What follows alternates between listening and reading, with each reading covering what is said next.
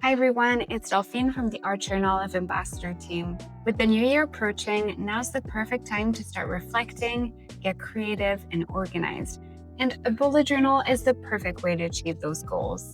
But if you're intimidated by the world of bullet journaling and you just don't know where to start, then keep watching this video because today we're going to go through every single thing you need to create the perfect bullet journal starter kit just in time for 2026. Starting off with your notebook. The pocket size is the smallest notebook carried by Archer and Olive.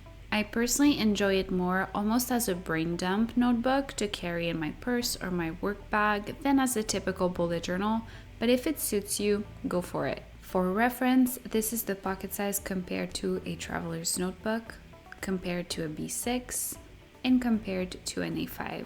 Up next, we have the B6. This one is similar in shape to an A5, but it is smaller. It can be a great option if you like succinct spreads and you want to carry it everywhere you go.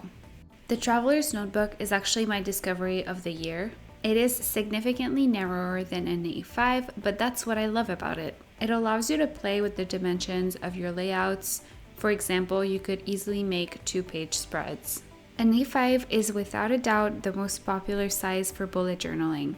The 192 pages can easily fit an entire year of journaling, and its size is perfect for both functionality and creativity. An A5 has personally been my pick for the last 5 years, and it's my favorite. But if you want something bigger than an A5, you could try a square notebook, although it is more popular as a reading journal. But as always, it's up to you.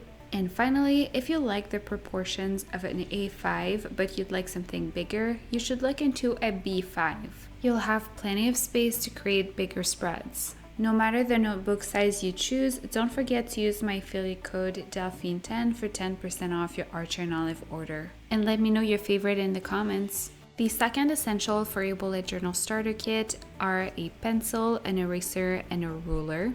Those supplies are a must for sketching and making straight lines. The third item I'd recommend for your bullet journal starter kit are fine liners. I personally believe they are the most versatile pens you can have to start your bullet journal journey. You can draw the boxes for your week, create designs, write in your journal, or even try faux calligraphy with one single fine liner. They're often sold in kits and come in different nib sizes like I'm illustrating here, but I would prioritize getting a smaller nib like a 01 or a 005 with black ink to start, and then you can figure out if you like your pen to be bigger, smaller, or if you enjoy some color. Here are some examples of spreads that I created with those minimal supplies. So you could totally stop here. With a notebook, basic supplies, and a fine liner, you already have what you need to start your bullet journal journey in 2026. Remember that you do not have to create extensive themes in order to journal, and even if you do, you can create great themes using only a fine liner.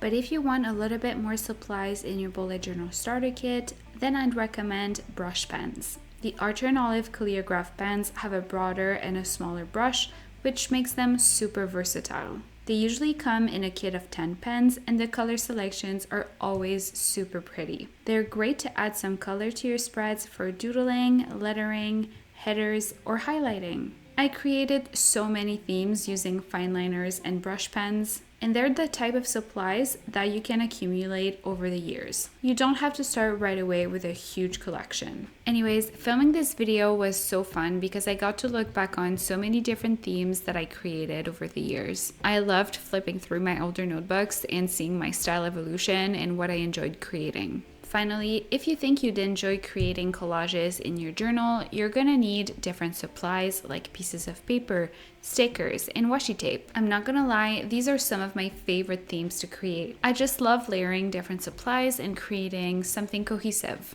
However, if you're just getting started, you might want to consider getting a themed planning kit from Archer and Olive. In these kits, you'll find everything you need to create a cohesive theme in your journal, including different sticker sheets, 2 designs of washi tape, and layering paper. If you end up liking layering different supplies to create a collage, then you can consider starting buying stickers, paper, and washi tape. But then again, you might want to subscribe to the Kit Club if you want to get those cohesive supplies built around a theme each month. And make sure you have a pair of scissors and double-sided tape before you dive in. And if you end up really liking incorporating collage elements in your journal, also consider adding a corner rounder and a paper cutter to your supplies. These are tools that I pretty much use anytime I create a collage theme.